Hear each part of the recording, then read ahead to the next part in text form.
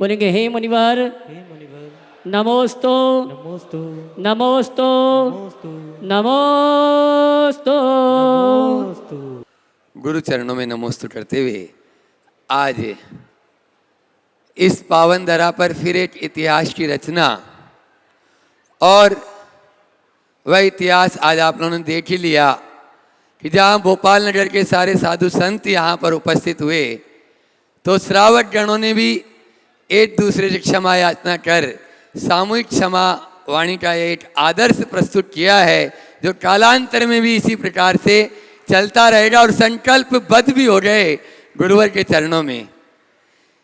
आज का ये संकट समाधान का सत्र गुरु चरणों में अपन प्रारंभ करें, उससे पूर्व आज जिन्होंने गुरुवर के साहित्य को जन जन तक पहुंचाने में अपना योगदान देने के लिए कटिबद्ध हुए और जिस भूमि पर अपन बैठे हैं वह भूमि भी उनके परिवार द्वारा प्रदत्त की गई, ऐसे सूत वाले परिवार से मैं नीरज जी जैन के सूत वाले परिवार पूरे परिवार को यह आमंत्रित करूंगा वे आए और गुरु चरणों में नमोस्तु निवेदित करते हुए आशीर्वाद भी प्राप्त करें।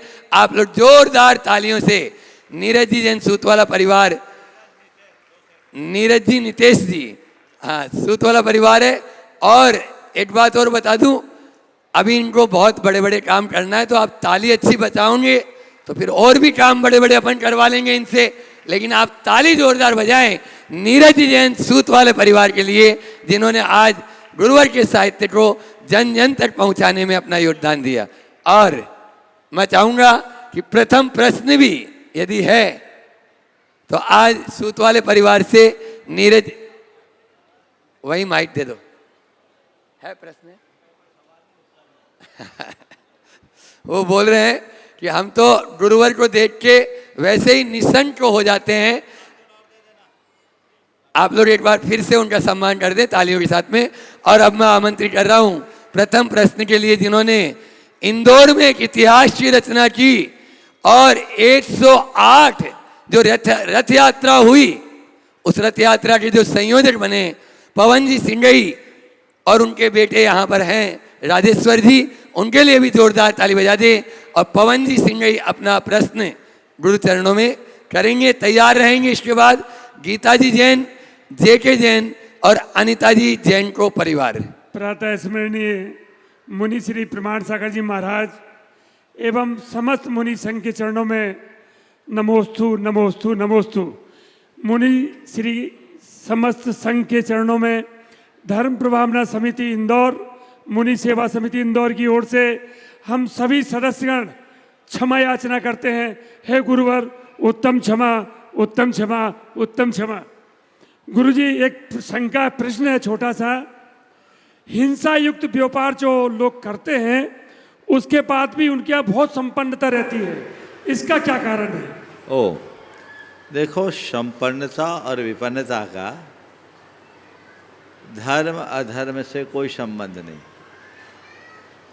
एक मेहनत करने वाली मजूरन बहुत कम पैसा कमाती है, पर कोई नर्तकी या वेश्या पलों में बहुत कमा लेती है। तो किसी की कमाई अच्छी है इसलिए वो अच्छा है, ऐसा मत समझना। ऐसा देखने किसी का जीवन अच्छा है तब वो अच्छा है। उसके पास पैसा है पर प्रसन्नता नहीं मिलेगी। संपन्नता और बात है और प्रसन्नता और बात है। महत्वपूर्ण ये नहीं कि सामने वाले के पास कितना पैसा है, महत्वपूर्ण ये है कि उसका जीवन कैसा है। उसके अंदर तो उतर करके देखो, वो हर पल आतंकित रहता है, भयभीत रहता है, डर से ग्रसित रहता है, तनाव और आशंका से भयभीत रहता है, तो दशा अलग है। समझ? नमोस्तु नमोस्तु। आज ऐसा है महाराज जी, प्रतीकात्मक शंका समाधान आम जनों से कराइए, क्योंकि आज मुनि संघ है, आरिका संघ है, ये लोग अगर करना चाहेंगे तो इनको प्रमुखता देंगे। ये लोग, बाकी लोग तो रोज़ आ जाएंगे। आप सबके लिए प्रतीक स्वरूप एक अवसर दे दो सुनील पब्लिशर को, जो सबकी ओर से सवाल कर लेगा, पूरी पंचायत और पूरी टीम की ओर से, और पंकज जैन अपनी बात करेंगे। और उसके बाद पूरा मंच आ जाएगा, मंच आएगा और फिर आज विशिष्ट अतिथि भी आने वाले हैं। तो उसके बाद समयानुरूप होगा। तो एक सवाल सुनील और पंकज पूरी टीम के साथ, नरेंद्र जी उन्हीं के साथ खड़े हो जाएंगे। आ जाए सुनील जी पब्लिशर से, जिनका प्रश्न ही लाजवाब होता है और तैयारी के साथ आए भी हैं, और साथ में पूरी टीम जो महाराज श्री दिन को बताया। महाराज जी के चरणों में त्रिबार नमोस्तु, मुनि संघ के चरणों में बारंबार नमोस्तु। ना रुकी है वक्त की गर्दिश, ना जमाना बदला है, पेड़ सूखा तो परिंदों ने ठिकाना बदला है। महाराज श्री होड़ होड़ होड़ होड़ होड़ होड़ होड़ होड़ होड़ और होड़ और दौड़ और दौड़। आदमी पैकेज की तरफ दौड़ रहा है और पैसे की तरफ दौड़ रहा है। रिश्ते छोटे हो गए, हर चीज़ सिसक रही है, परिवार की मूल भावनाएं खत्म हो रही है। महाराज जी इस दौड़ के चक्कर में ना जाने आदमी क्या छोड़ रहा है, क्या छोड़ता चला जा रहा है। महाराज जी ये दौड़ और होड़ कब खत्म होगी? देखिए, होड़ और दौड़ तब खत्म होगी जब हमारे जीवन में आध्यात्मिक मोड़ आएगा। अपने मन को मोड़ो। होड़ और दौड़ से बचने के लिए मोड़ की जरूरत है। अंदर मोड़ आएगा तो सब अपने आप छोड़ दोगे। जो बाहर देखता है उसमें होड़ है, जो अंदर देखता है उसमें मोड़ है। वो छोड़ता है, उसे लगता है ये सब व्यर्थ है, इनकी निरर्थकता उसे प्रतीत होने लगती है। और जब चीज़ें उसे निरर्थक प्रतीत होने लगती है तो उसकी तरफ उसका कोई झुकाव ही नहीं होता। तो मैं यही कहूँगा, अब मोड़ो, अपने मन को मोड़ो। बाहर नहीं, भीतर की तरफ देखो। बाहर से भीतर की यात्रा जब शुरू होती है तब जीवन में क्रांतिकारी परिवर्तन होता है। वही व्यक्ति को इस अंतहीन प्रतिस्पर्धा के दौड़ और होड़ से मोड़ता है और उसके जीवन में कुछ नया घटित करने की योग्यता प्रकट करता है। नमोस्तु। दिगंबरी जैन पंचायत के पूर्व अध्यक्ष पंकज जी सुपारी। महाराज जी के चरणों में बारंबार नमोस्तु, उपाध्याय मुनि श्री के चरणों में नमोस्तु और शुल्लक जी को इच्छामि। महाराज श्री आज का कार्यक्रम भी आपके आशीर्वाद से और हमारी पूरी टीम की मेहनत से बहुत ही सफल रहा। और आपने जो भावना भाई थी, आज वैसा ही संदेश इस मंच के माध्यम से पूरे देश को दिया है आपने।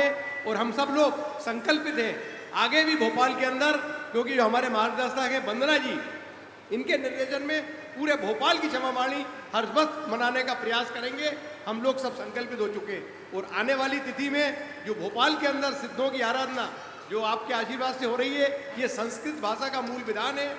84 मंडली विधान जब श्यामला हिल के मैदान में किया था, उस समय भी ये कार्यक्रम अपने आप में ऐतिहासिक कार्यक्रम हुआ था। हम चाहते हैं महाराज जी इस बार का विधान भी और भी ज़्यादा ऐतिहासिक हो और ये मध्य प्रदेश की राजधानी का ऐसा आयोजन बने कि देश विदेश तक चर्चा हो और अधिक से अधिक लोग इसमें शामिल हो।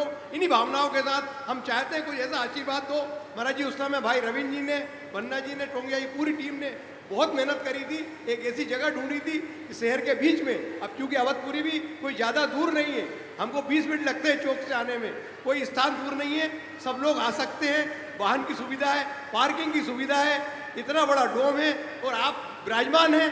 हमको तो बहुत आनंद आएगा। बस अब हम सब लोग जुट जाएं, पूरा भोपाल जुट जाए और इस आयोजन को एक बड़ा महोत्सव बना दे, यही मेरी भावना है महाराज। भैया, पहले तो मैं चाहूँगा इन कार्यकर्ताओं का और पूरी टीम का, जिन्होंने आज के इस आयोजन को, आधे इधर बैठे हैं आधे इधर हैं, एक बार सबके लिए जोरदार अभिनंदन कर दें। ये अभी अर्धविराम है, अभी तो असली काम बाकी है। सिद्ध चक्र महामंडल विधान घोषित है, लोगों ने अपना मन बना लिया है, तैयारियां भी चल रही है और अब तो आपको अपने आप को तैयार करना है। पंकज भाई, पिछली बार तो तुम्हें जगह खोजनी पड़ी थी, अब तो इतनी बड़ी जगह फैली पड़ी है। अब खोजने का काम नहीं है, जगह कह रही है कुछ करो, यहीं करो। मुझसे कहा था पहले, और लोगों ने घोषित भी कर दिया था टीटी नगर के लिए, पर मुझे ऐसा लगा कि ये धरती कह रही है मुझे छोड़ के कहाँ जा रहे हो। जो करना है यहीं करो, इस धरती को ऊर्जावान बनाना है और इसमें ऊर्जा है भी। तो इसका समय आया है और कोई दूरी नहीं है, वो तो दिख गया। कहने को भोपाल से बाहर है, पर आप लोगों की उपस्थिति इस बात का प्रमाण है कि ये भोपाल के भीतर है। और मैं तो ये कहता हूँ, दूरी तभी सामने आड़े आती है जब मन पीछे होता है। जिसका मन आगे हो जाता है उसकी दूरी अपने आप दूर हो जाती है। तो आपकी दूरी खत्म हो गई। मन को आगे करना है सो करना है। घर से निकलना है तो 10 मिनट की जगह 15 मिनट, 15 मिनट की जगह 20 मिनट, 10 मिनट पहले निकल जाएंगे और क्या होगा। अच्छे अवसर हमें बहुत कठिनाई से मिलते हैं। सिद्धचक्र महामंडल विधान में 50% तो उससे ज़्यादा मंडल आरक्षित हो गए। अब ये आप लोगों को देखना है किनको किनको कब भागीदारी लेनी है। पिछली बार का सबको अनुभव है, बाद में माल ही ख़त्म हो गया था। बार बार मेरे पास आ रहे थे, महाराज कर लो कर लो कर लो। इस बार भी ऐसा ही होगा तो ये मामला गड़बड़ होगा, इसलिए इसको ठीक किया जा सकता है, देखना चाहिए। ओ बहुत बहुत आशीर्वाद। देवेंद्र जी, नरेंद्र जी, बंदा जी, अभी तक आपने भोपाल में धर्म प्रभावना की बड़ी अलग जगाई है और अब टीम को आगे करके ऐसा ही करते रहे। नरेंद्र बंदा ऐसा शख्सियत है जिसने भोपाल में मुनि मार्ग को प्रवर्तित करने में अपना योगदान दिया है, महत्वपूर्ण योगदान दिया है। मुनि संघ सेवा समिति अगर नहीं होती तो भोपाल में मुनियों का आगमन ही नहीं होता। अमरचंद जी अजमेरा थे अध्यक्ष और नरेंद्र वंदना थे महामंत्री जब 1995 हम आए थे। और उसी समय मनोहर लाल टोंगिया और पूरी टीम जो एक इतिहास रची है, वही एक परंपरा है। एक बार ऐसे लोगों का भी जोरदार अभिनंदन करना चाहिए। ओम। हाँ, रचना जी पारख अपनी गुरुकुल टीम के साथ में, जिसमें विनीत जी रोदा अध्यक्ष और महामंत्री जी और सभी पूरी टीम ही यहाँ पर उपस्थित है। मैं चाहूँगा सभी लोग रचना जी पारख के साथ में खड़े भी हो जाएं और आप लोग जोरदार ताली बजा दें इस पूरी टीम के लिए जो कटिबद्ध है गुरुवर के सपनों को साकार करने के लिए। और रचना जी पारख अपने शब्दों में आपको संक्षेप में बता भी रही है। वे अपनी बात गुरुवर के सामने रखें और उसके बाद में माइक सृष्टि आरिका सृष्टि भूषणमती माता जी के पास तक पहुँचाएँ। गुरुवर आपके चरणों में कोटि कोटि वंदन। जब से हमारा गुरुकुल शुरू हुआ है गुरुवर, आपके अपेक्षाओं के अनुसार हम लोग कई बार नहीं वर्क कर पाए हैं, कई बार हमसे त्रुटियां हुई हैं, बट आपने बहुत ही बड़ा हृदय रख के हमें हमेशा क्षमा किया है। तो आज पुनः सबकी तरफ से पहले तो हम क्षमा प्रार्थी हैं, उत्तम क्षमा प्रभुवर। सभी बच्चों की ओर से भी जहाँ भी कभी हमारे कार्य से आपके मन में ठेस पहुँची हो तो बहुत बहुत हम क्षमा चाहते हैं। और गुरुवर, इस स्टेज के माध्यम से मैं जितने भी लोग यहाँ उपस्थित हैं और हमें सुन रहे हैं, मैं यही आपसे सबसे कहना चाहूँगी कि ये बहुत ही बड़ा प्रयास है गुरुकुलम, और यदि आप सब इसमें किसी भी ना किसी रूप से जुड़ पाएँ तो हमारे समाज के लिए ये गुरुवर की एक बहुत ही बड़ी योजना है। आप इससे ज़रूर जुड़ें, छोटे से लेके बड़े स्वरूप में जैसे जुड़ पाएँ ज़रूर जुड़ें। गुरुवर आपके चरणों में पुनः कोटि कोटि वंदन। बहुत सुंदर, चलो ठीक है।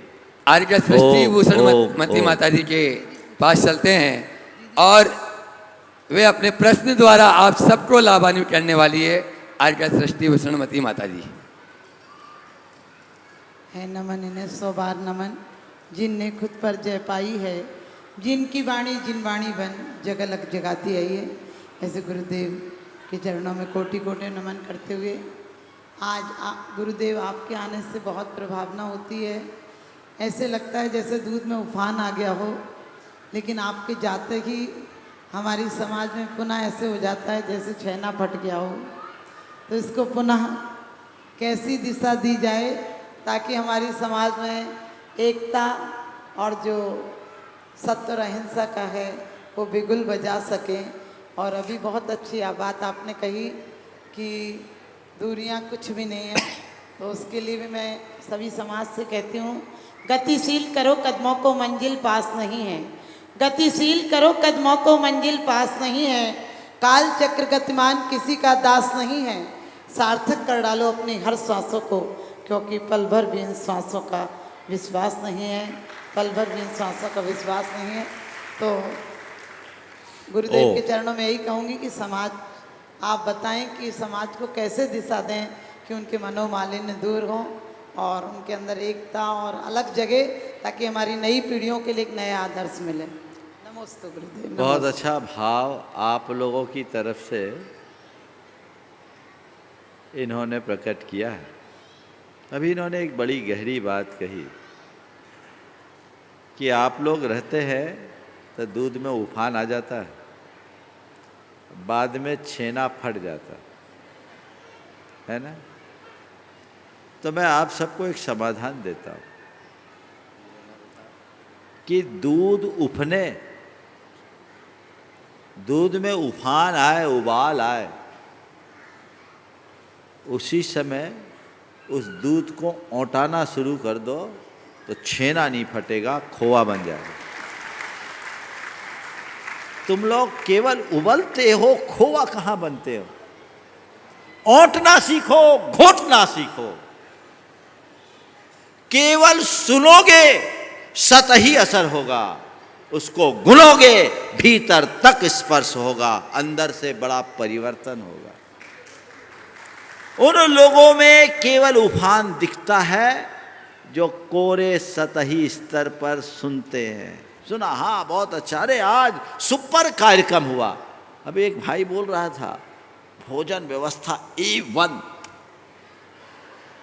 एक बार ताली बजा दो भैया, तुम लोग खा के आए। पर मैंने कहा अपने मन में, इसको भोजन व्यवस्था A1 लगा, महाराजों का प्रवचन A1 नहीं लगा। दिशा कहाँ, दृष्टि क्या है? तुम लोग उबलना जानते हो, हम घोटना चाहते हैं। घोटने की कला विकसित करो।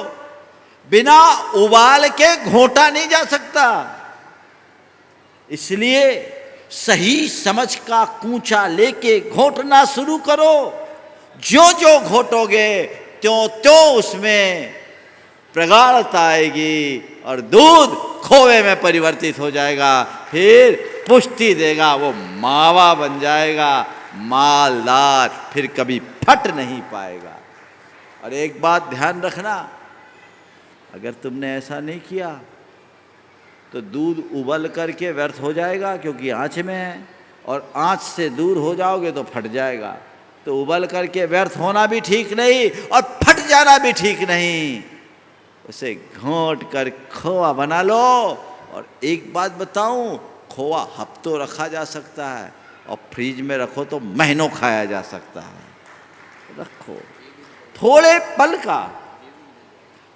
पल का अगर हमने सही सानिध्य लिया, अपना अंतर मंथन करना सीख लिया, जीवन में आमूल चूल परिवर्तन हो सकता है।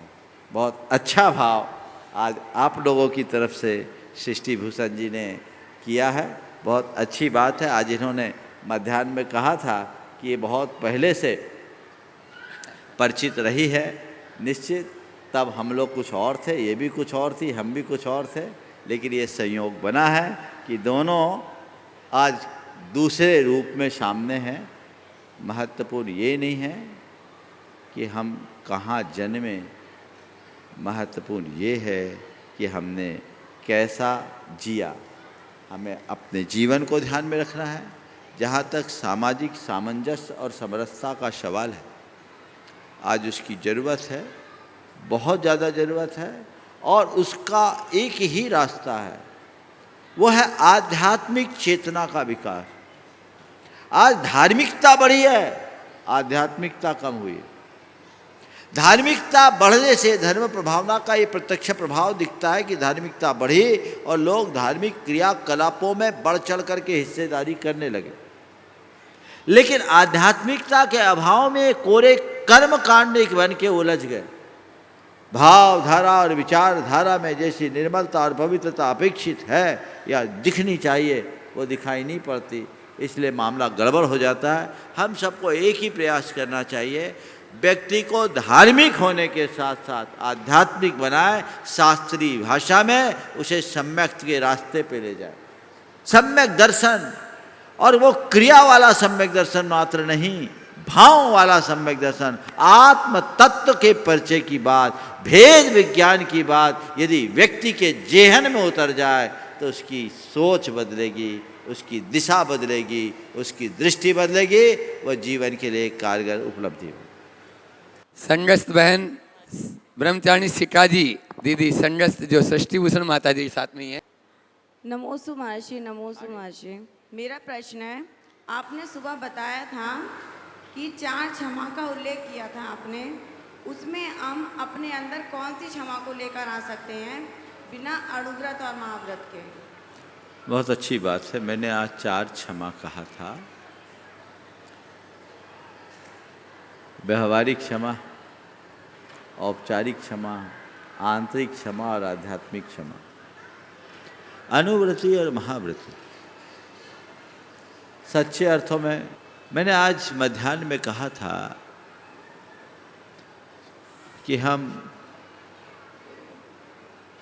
व्यवहारिक क्षमा और औपचारिक क्षमा पर तो ध्यान दे देते हैं, आंतरिक और आध्यात्मिक क्षमा पर हमारा ध्यान बहुत कम जाता है। भूमिका अनुसार चारों प्रकार की क्षमा जीवन में आती है और आना भी चाहिए। हमने चारों का अंतर भी आप सबके मध्य रेखांकित किया था। यदि उनकी पुनर्व्याख्या करूंगा तो समय निकल जाएगा। लेकिन अनुव्रति और महाव्रति की बात, अनुव्रति में चारों क्षमा होती, महाव्रति की क्षमा मुख्य रूप से आंतरिक और आध्यात्मिक होती है। उन्हें औपचारिक रूप से किसी से क्षमा मांगने की जरूरत ही नहीं होती। किसी ने कुछ कहा, हमने सह लिया, क्षमा हो गई। और किसी ने हमारे साथ बुरा किया, हमने उसे बुरा ही नहीं माना, क्षमा हो गई। यह आध्यात्मिक क्षमा है। असली क्षमा आंतरिक और आध्यात्मिक क्षमा, उस दिशा में हम प्रयास करें। समाधि सम्राट के नाम से जानी जाने वाली ब्रह्मचारिणी आराधना दीदी गुना, जिनका समर्पण और त्याग आप सब देखे हुए हैं, एक बार जोरदार ताली बजा दीजिए दीदी के लिए। और मैं चाहूँगा दीदी अपना प्रश्न गुरु चरणों में करें और उसके बाद माइक या महाराज जी तक पहुँचे। नमोस्तु भगवन, नमोस्तु भगवन, नमोस्तु। वंदामि माता जी, इच्छामि महाराज श्री जी। महाराज श्री जी, आपके ही आमंत्रण पर, आपकी आज्ञा पर हम यहाँ एक समाधि के लिए संलग्न होने आए थे। आज उनको 3 दिवस पूर्ण हो गए। उसी से संबंधित एक जिज्ञासा, जब कोई जीव आपके मार्गदर्शन में समाधि ले रहा हो और 2 प्रतिमा के उनके व्रत हो जाएं और अब उनको याद नहीं है क्योंकि प्लॉटिंग है, फिर हम उनको वैसा वैसा करते रहते हैं कि इनकी 2 प्रतिमा है, जीव को तो याद नहीं है। अब जो शास्त्रों में लिखा है समाधि ऐसी होती है, ऐसी, जैसे मुनियों के लिए लिखा है कि मुनि महाराज तरुतल के नीचे ऐसे रहते हैं वर्षा में और सब कुछ ऊपर ऊपर का, लेकिन वो जीव उतना ऊपर का नहीं होता जो समाधि ले रहा होता है। जैसे कि धर्म मुनि महाराज वैसा नहीं कर सकते जैसा लिखा है, लेकिन जन सामान्य को ये बात समझ में नहीं आती है। वे उसमें बहुत कुछ ऊहा वो करते हैं, अरे ऐसा नहीं होना चाहिए, वैसा नहीं होना चाहिए। तो क्या होना चाहिए, आप उन साधारण लोगों के माध्यम से बता देना। पहले तो मैं चाहूँगा एक बार बहन जी का जोरदार अभिनंदन करें। वैयावृत्ति में बहुत तत्पर रहने वाली बहन जी है। अभी अविनाश भाई की माता जी की जब तबीयत खराब हुई थी, चातुर्मास के प्रारंभ में ये आई थी और तभी से पूरी सेवा में लगी रही। 3 दिन पहले उनके उत्तम परिणामों के साथ समाधि हुई। इसमें इनकी और अविनाश की बहुत महती भूमिका है। जहाँ तक किसी भी अंत की बात है, समाधि लेने के पूर्व यदि सचेतन दशा और पूर्ण संचेतना के साथ उसने समाधि के व्रत अंगीकार कर लिए तो वह भक्त प्रत्याख्यानी ही माना जाएगा, वो समाधि का अधिकारी होगा। अब कर्म का तीव्र उदय आ गया, क्लॉट आ गया, होश चला गया, लेकिन त्यागा तो होश में था ना। अब कोई जरूरी नहीं, कई बार किसी किसी के साथ ऐसा हो जाता है, लेकिन अंतस के संस्कार काम में आते हैं। हमें दिख रहा है कि कोई रिस्पॉन्स नहीं कर रहा है, लेकिन जब वो त्यागा था तब तो रिस्पॉन्स कर रहा था। तो इसको हमें बिल्कुल इस बात को लेकर टीका टिप्पणी नहीं करनी चाहिए और हताश भी नहीं होना चाहिए। साथ ही यदि कोई ऐसा करता है तो हमें उसको प्रेरित करते रहना चाहिए, उसको जगाते रहना चाहिए, उसके लिए मंगल पाठ आदि सुनाते रहना चाहिए। हो सकता है उसी में उसकी चेतना एक पल को जग जाए और वो हमारे पाठ को श्रवण करके अपने जीवन का उद्धार कर ले। शास्त्रों में तो यह तक लिखा है कि किसी मुनि की समाधि हो जाए, मृत घोषित हो जाए, उसके उपरांत भी एक अंतर मुहूर्त तक आप नमोकार जपते रहो। क्यों? यदि कहीं कोई सूक्ष्म प्राण बचे हों तो वो सुन ले, अथवा इस नमोकार के प्रभाव से जहाँ जाए अवधि ज्ञान लगाए तो उसे पता लग जाए हम कहाँ से आए, तो वो धर्म मार्ग में लग जाए। तो इसलिए जब मरणोपरांत भी ऐसा कहा गया तो जीवन काल की बात क्या है, इसको देखा जा सकता। नमोस्तु मुनि श्री विनिबोध सागर जी महाराज के पास चले अपन चरणों में। उसके पहले सृष्टि भूषण मती माता जी के संगस्थ छुल्लिका आप्तमती माता जी, वे भी अपनी एक संटा गुरु चरणों में रखना चाह रही हैं, रखें वे भी। पूज्य गुरुदेव के चरणों में कोटि कोटि नमोस्तु गुरुदेव, नमोस्तु नमोस्तु।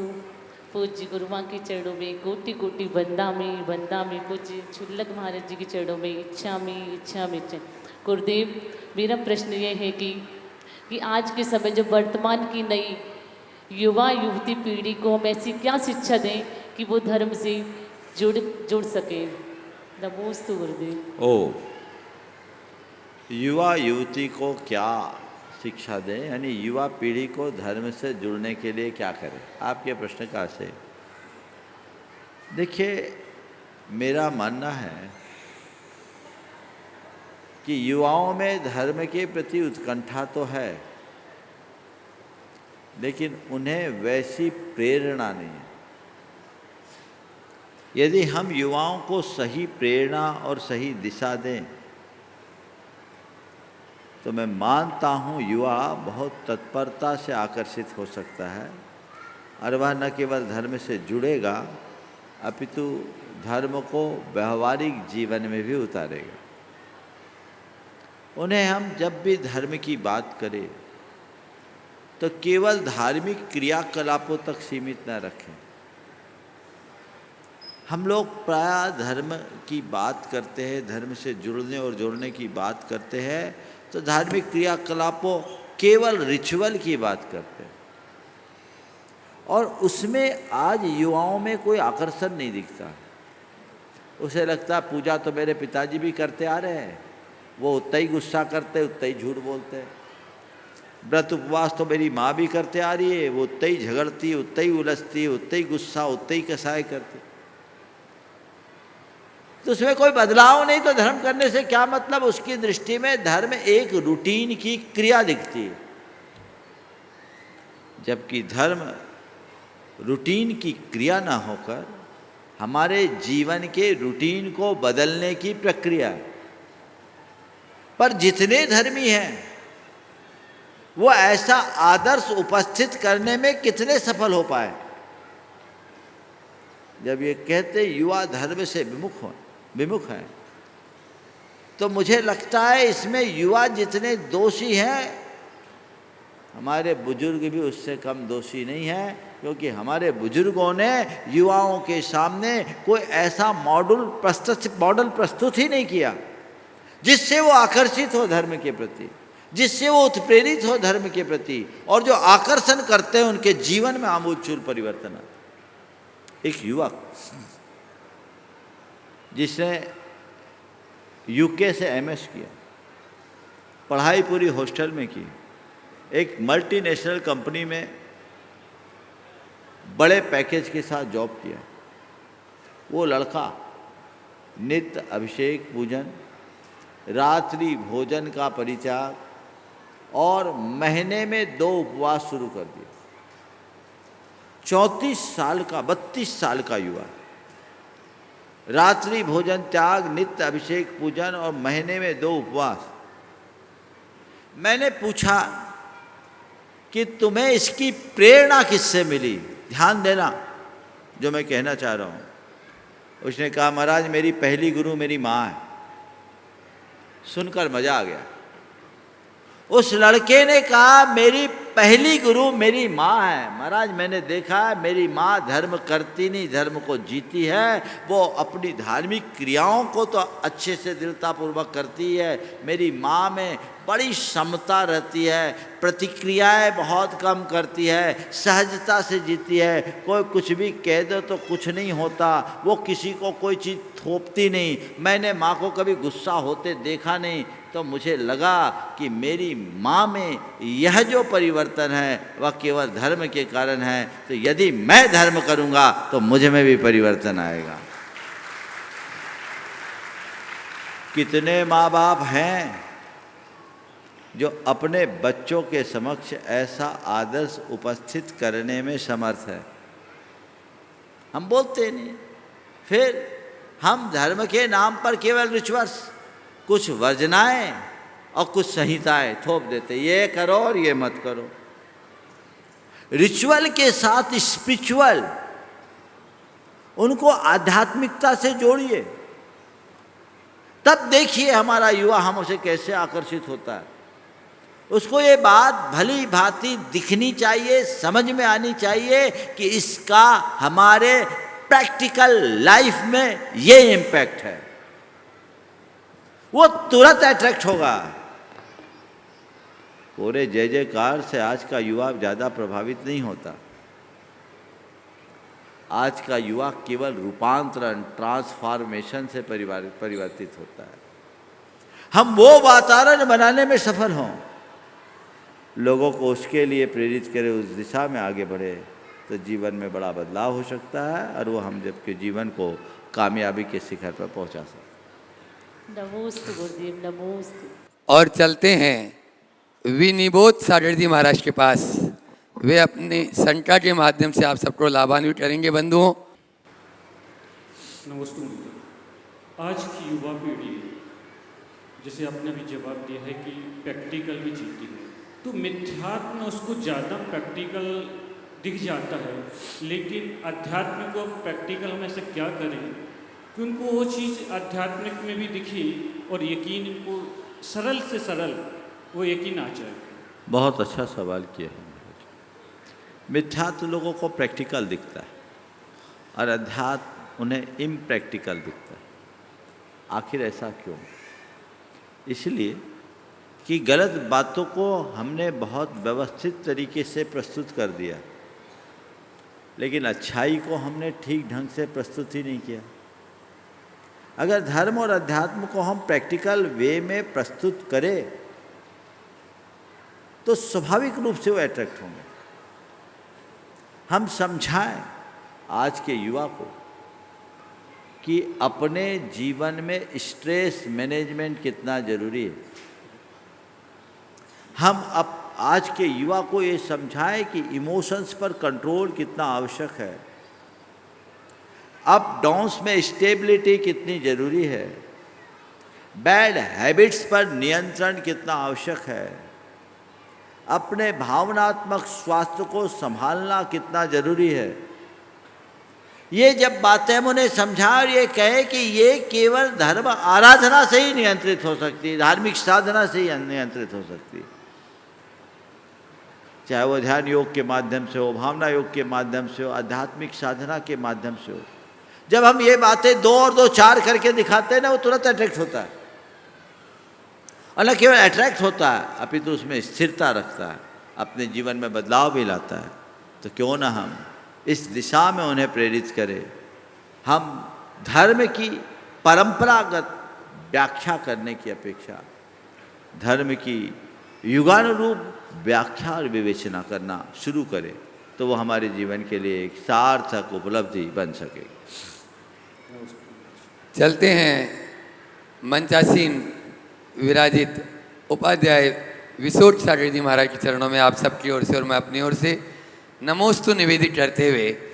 वे तो निसंक हैं, निडर है, निर्भय हैं, उनकी अपनी कोई शंका नहीं, लेकिन उनकी शंका के माध्यम से हम सब ज्ञान की गंगा में अवगाहन कर सकते हैं और हम सब भी ज्ञान की गंगा में डुबकी लगाएं। इसी भावना के साथ विशोट सारथी महाराज, उपाध्याय विशोट सारथी महाराज चरणों में नमोस्तु निवेदित करते हुए कि अपनी संता के माध्यम से हम सबको अनुग्रहित करें। पूज्य श्री 2018 में पूज्य गुरुदेव के साथ शिखर जी गए थे, चातुर्मास हुआ था और वहाँ पर गुड़ायतन जो जिनालय का निर्माण हो रहा है तो वहाँ देखा था और बहुत अच्छा लगा था। तो मुनिश्री, मैं तो यही जानकारी लूँगा कि जो है आपके मन में ये जो गुड़ायतन स्थान बनाने के जो भाव का पीछे आपका क्या उद्देश्य है और इसमें क्या क्या इसमें हम इसके माध्यम से हम जानकारी देना चाहते हैं। ओ महाराज श्री ने कोई शंका नहीं, एक सहज भाव जिज्ञासा के रूप में प्रकट किया। निश्चित गुणायतन को लेकर बहुत सारे लोगों में अभी भी कई तरह की जिज्ञासाएं। आपने पूछा है गुणायतन के निर्माण का मनोभाव आपके मन में कैसे आया और गुणायतन के माध्यम से वहाँ क्या प्रदर्शित किया जाना है। मैं दोनों बातें आज आप सबके बीच रखना चाहूँगा। समेत शिखर जी में एक दिन मेरे पास 8-10 युवा बैठे थे, उनमें ज़्यादातर चार्टर्ड अकाउंटेंट थे। मैंने उनसे ऐसे ही पूछा, आप लोग कहाँ आए? बोले निर्वाण क्षेत्र में। बोले क्षेत्र की क्या महिमा है? बोले 24 में से 20 तीर्थंकरों की निर्वाण भूमि। मैंने पूछा निर्वाण का अर्थ क्या है? एक भी उत्तर नहीं दे पाया। सब ग्रेजुएट, चार्टर्ड अकाउंटेंट। तब मेरे मन में एक बात आई कि हमारी बहुत बड़ी विफलता है। ये हमारा शाश्वत तीर्थ सिद्ध क्षेत्र, हजारों लाखों लोग प्रतिवर्ष यहाँ आते हैं, दर्शन पूजन वंदन करके चले जाते हैं, लेकिन यहाँ ऐसा कुछ भी नहीं है जिससे लोग जैन धर्म की आधारभूत बातों को जान सके। उस दिन मेरे मन में आई बात आके रह गई, लेकिन बाद में कुछ लोगों ने मुझसे बहुत प्रगाढ़ आग्रह किया कि आपको कुछ करा के जाना। तो मेरे अवचेतन मन में बैठी वही बात प्रकट हो गई और मन में आया कि सारे देश में निर्माण हो रहा है और ये शाश्वत सिद्ध क्षेत्र उपेक्षित पड़ा। यहाँ कुछ ऐसा निर्माण होना चाहिए जिसे देखकर लोगों के मुंह से वाह निकले, मेरे मन के भाव थे। और जहाँ आकर लोग पोथियों की बातों को पलों में जान सके, मन में ये प्रेरणा जगी। संघ में मैं गुणस्थान पढ़ा रहा था, संधान सागर जी ब्रह्मचारी थे, उस समय शांतिलाल जी बाबा जी भी थे। तो मैंने गुणस्थानों की बड़ी टेक्निकल तरीके से व्याख्या की। तो बाबा जी ने मुझसे कहा, महाराज ये गुणस्थान के ऊपर कुछ काम करिए ना। तब मेरे मन में गुणायतन का बीज आया। मुझे लगा कि ये 14 गुणस्थान में सारा जैन दर्शन का सार समाया हुआ है। संपूर्ण समग्र जैन तत्व ज्ञान इन 14 गुणस्थानों में समाहित है। आप तो इस चीज़ को अच्छे से जानते हैं। सारा कर्म सिद्धांत, सारा तत्व ज्ञान, सारा जीवन विज्ञान इन गुणस्थानों में। तो मेरे मन में चिंतन चालू हुआ कि गुणस्थानों के आधार पर हम तत्व ज्ञान को प्रचारित करें। ये 2006 की बात। मेरे सामने एक बड़ा चैलेंज था, इसे कैसे करें। भावात्मक कार्य को क्रियात्मक रूप में कैसे दिखाया जाए।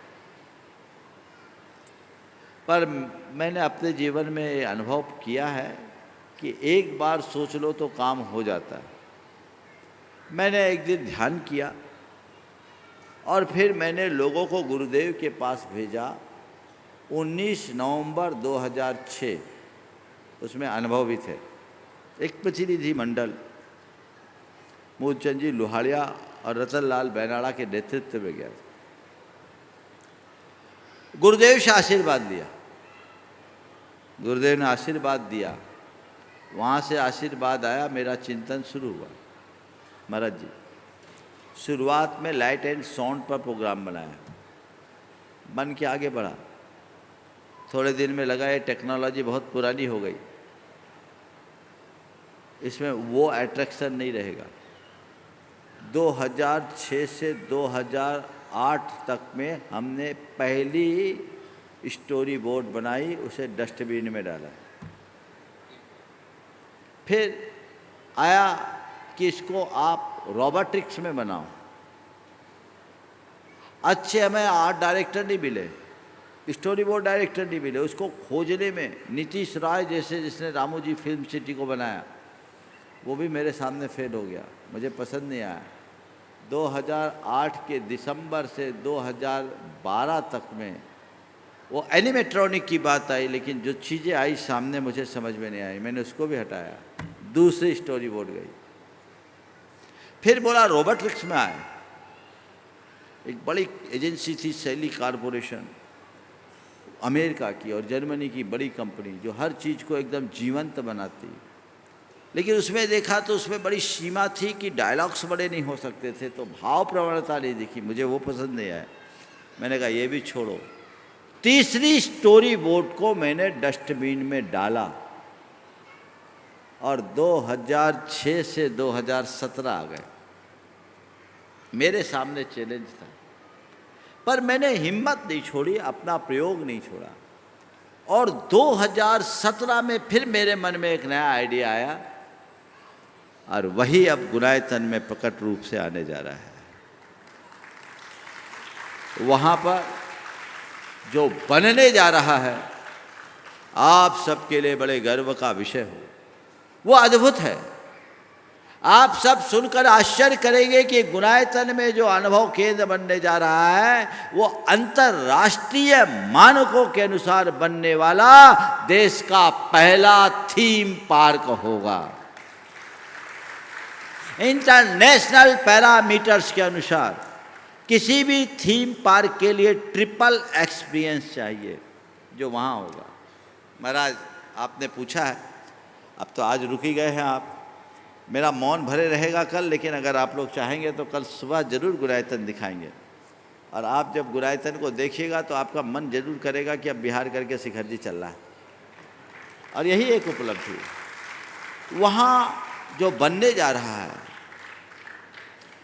एक बहुत बड़ी मूवी बन रही है 108 मिनट की, जिसका टाइटल है यात्रा आत्मा से परमात्मा की। 4DX और 270 की स्क्रीन की टेक्नोलॉजी के साथ 7 हेयर कट और स्टीरियो टेक्नोलॉजी, जिसमें चीज़ें प्रोजेक्शन में बाहर आती है, इस पर बनने वाली विश्व की पहली ऐसी मूवी है जो 108 मिनट की। इसमें मिथ्या दृष्टि से लेकर के सिद्ध अवस्था तक, चतुर्गति भ्रमण से लेकर मोक्ष गमन तक संपूर्ण जीवंत दृश्य दिखाया जाएगा। 14 गुणस्थानों की जीवंत झांकी दिखाई जाएगी। वहां आने के बाद लोग देख सकेंगे कि क्या होता है सम्यक दृष्टि, किसे बोलते हैं मिथ्या दृष्टि, क्या होते हैं श्रावक, कैसे होते हैं मुनिराज, कैसा होता है ध्यान, कैसे होती है कर्मों की निर्जरा, कैसे होता है केवल ज्ञान, कैसा होता है भगवान का समोसरण, कैसे करते हैं भगवान दिव्य विहार, और कैसे होता है भगवान का मोक्ष गमन। ये सब बातें आंखों से आप साक्षात देखेंगे। आपको ऐसा लगेगा जैसे आप भगवान के साथ हो। अगर भगवान का विहार देखोगे तो आपको ऐसा लगेगा जैसे आप भगवान के विहार में साथ चल रहे हैं। एक अलग अनुभूति अनेक जीवों के सम्यक दर्शन का कारण बनेगा। मैं कह सकता हूं कि उसे देखने के बाद पोथियों की बातों को पलों में जाना जा सकेगा। पोथियों की बातों को पलों में जान पाएंगे लोग, एक पल में जान जाएंगे। दूसरा वहाँ 2 सोरिंग राइड बन रही, अभी तक एक थी, आज सार्वजनिक कर रहा हूँ। एक सोरिंग राइड है जिसका नाम है समो सरन दर्शन। ये विश्व की लार्जेस्ट सोरिंग राइड है और फर्स्ट रिलीजियस सोरिंग राइड है। सोरिंग राइड का मतलब होता उड़ता हुआ यान। विश्व में कुल 31 है, 31वीं गुनायतन में बन रही, 30 अभी दुनिया में है, बहुत कम है, जिसमें आप 12 मीटर की हाइट पे जाएंगे, सामने बड़ा सारा स्क्रीन होगा और उसमें आप साक्षात भगवान महावीर के समो सरन का भ्रमण करने का एक इमर्सिव एक्सपीरियंस लेकर आएंगे। आप भूल जाएंगे कि पंचम काल में सम्मेद शिखर में आए, आपको ऐसा लगेगा कि चौथे काल में साक्षात भगवान महावीर के समो सरन में आए। ये अनुभूति जैसा हमने शास्त्रों में पढ़ा और गुरुओं से सुना है, वैसे समो सरन की साक्षात प्रतिकृति देखिएगा पूरे एक्सपीरियंस के साथ। और एक दूसरी राइड भी तैयार हो रही है जिसका नाम है सुमेरु वंदना। ये एक एडवेंचरस राइड है जिसमें सुमेरु पर्वत के चारों वन के परिभ्रमण के साथ अंत में पांडुक वन के ऊपर पांडुक शिला में भगवान के दर्शन के बाद, अभिषेक के दर्शन के बाद त्रिलोक चूड़ामणि अकृत्रिम जिनालय की वंदना है। अकृत्रिम जिनालय कैसा होता है हमने पढ़ा है, सुना है, आपको देखने का सुअवसर वहाँ मिलेगा। ये गुनायतन में बनने जा रहा है। इसके साथ एक है भाव सागर दर्शन। आप जैसे एंट्री करेंगे आपको ऐसा लगेगा जिसमें आप एक भयानक समुद्र में फंस गए। चारों तरफ सुनामी सी उत्ताल लहरें उत्पन्न हो रही, आपके मुख से चीख पुकार निकल गए, व्हेल और शार्क जैसी मछलियां हैं। और वहां एक ऐसा एक्सपीरियंस है जिसको अभी मैं बोलूंगा नहीं, और एक संदेश आएगा और उस संदेश से आपकी जर्नी शुरू होगी भंग सागर से पार उतरने की, भव सागर से मोक्षपुरी तक की। ये अद्भुत चीज वहाँ बनने जा रही है। बंधुओं, मेहनत बहुत हुई है, आज भी हो रही। मैंने आपसे कहा 10 साल की R&D को मैंने डस्टबिन में डाला। अच्छे कार्य के लिए बहुत धैर्य की आवश्यकता होती है, सतत प्रयास की आवश्यकता होती है, तभी अच्छे परिणाम निकल पाते हैं। ये काम अब फाइन ट्यून पे आ गया है, बस फिनिशिंग बाकी है। बाकी मंदिर, धर्मशालाएं, संत निवास, साधना बसतिका, समाधि भवन, ये सब चीज़ें तो सब जगह है ही, लेकिन वह गुनायतन एक ज्ञान तीर्थ का रूप लेगा जो टेक्नोलॉजी के माध्यम से आने वाली पीढ़ियों को जैन तत्व ज्ञान का सहज बोध कराएगा। एक पल में लोग जानेंगे। ये उसका मूल दृष्टिकोण है। नई पीढ़ी इसी के माध्यम से धर्म को समझ सकती है, हम उन्हें इसी के माध्यम से धर्म को पहुंचा सकते हैं। मेरा ऐसा ही प्रयास है। मुझे लगता है जब ये बनेगा, लगता क्या, मेरा विश्वास है इसको बनने के बाद लोग सम्मेद शिखर आएंगे तो उनकी पहली प्राथमिकता गुनायतन बनेगी और उनका जीवन बदलेगा, चाहे जैन हो या अजैन। तो ऐसा आपने आज निवेदन किया। 2018 में गए तब ये अनुभव केंद्र बन रहा था, उस समय उसकी नींव पड़ी थी, और अब आप जाएंगे महाराज तो बहुत बड़ा बदलाव आपको देखने में आएगा। ये दिगंबर जैन धर्म की सबसे बड़ी उपलब्धि सम्मेद शिखर जी में पत्थर का पहला जिनालय है, जो संपूर्ण जिनालय, जिसमें लगभग 3 लाख घन फुट से अधिक पत्थर लगा। और वहाँ की कार्विंग, वहाँ की ड्राइंग, वहाँ की डिजाइन अनोखी अनूठी है। मैं अपने मुंह से कहना नहीं चाहता, लेकिन मैं यही मानता हूँ, परम पूज्य गुरुदेव का आशीर्वाद और आप सबका पुण्य उसका सुफल है कि मेरे मन में ऐसी भावना और प्रेरणा जगी और चीज़ें आज प्रकट हो गई। महाराज जी ने अपना भाव प्रकट किया, बहुत अच्छा लगा। समय चूँकि हो गया है, प्रश्नोत्तर तो और चल सकते हैं, लेकिन समय बीच में बाधा बन रहा है, इसलिए मैं यहीं पर विराम लूँगा।